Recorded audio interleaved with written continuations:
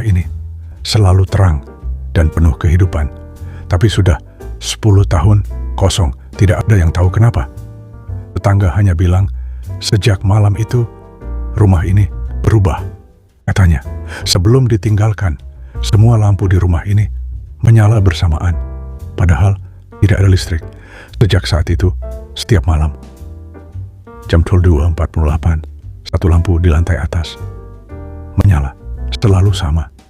Tidak pernah terlambat, tidak pernah lebih cepat.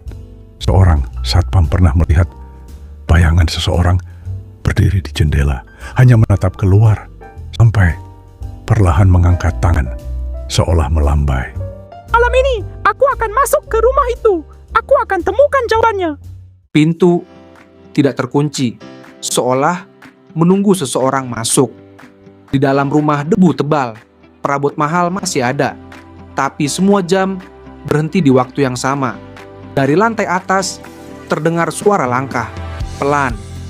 Kamu akhirnya datang. Dalam, ada seseorang berdiri.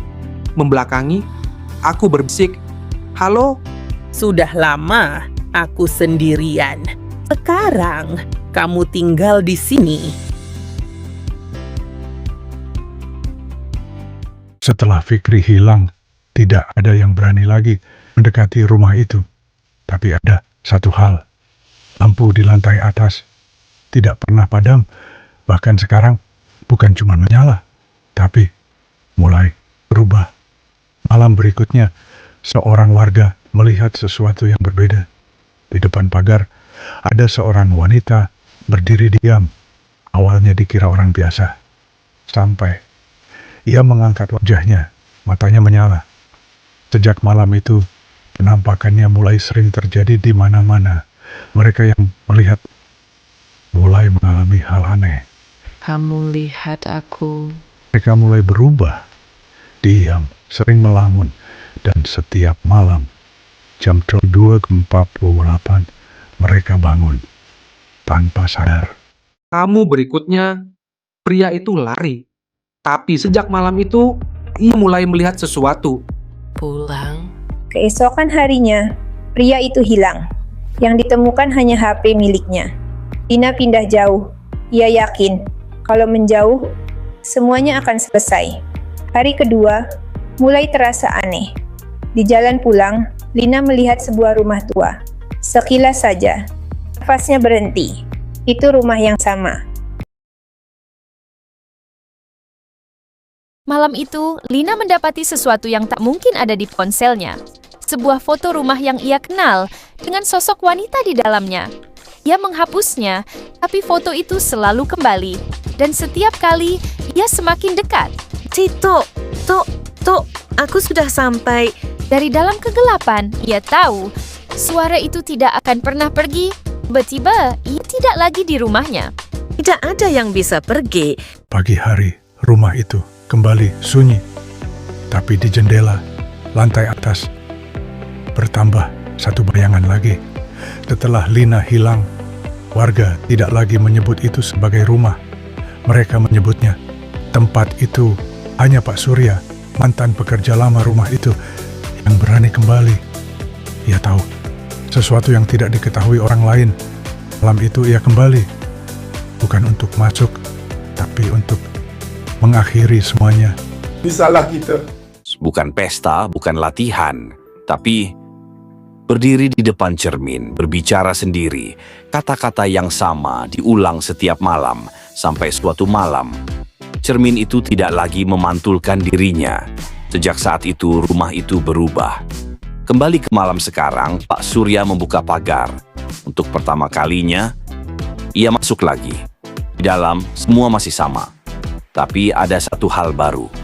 Di antara mereka, ada majikannya dulu. Tiba-tiba, semua tersenyum. Bersamaan, suara itu muncul. "Kamu akhirnya kembali." Pak Surya mundur, tapi lantai berubah, menariknya ke dalam cermin. Detik terakhir, ia melihat dirinya sendiri. Pagi hari, rumah itu kembali sunyi, tapi ada yang berubah. Di jendela lantai atas, bayangan semakin penuh, dan beberapa menghadap ke dalam. Setelah semua kejadian, tidak ada yang berani mendekati rumah itu. Tapi orang-orang yang tak pernah datang ke sana mulai mengalami hal yang sama. Lorong gelap, tangga tua, lampu kuning redup, dan di ujung lorong ada pintu. Setiap malam mereka semakin dekat sampai akhirnya mereka berdiri tepat di depan pintu itu. Dan suara itu muncul. Masuk. Yang menolak akan terus mendengar suara itu. Yang menjawab akan berhenti bermimpi. Karena mereka sudah masuk. Rumah itu bukan tempat, tapi pintu. Dan pintu itu tidak pernah benar-benar tertutup.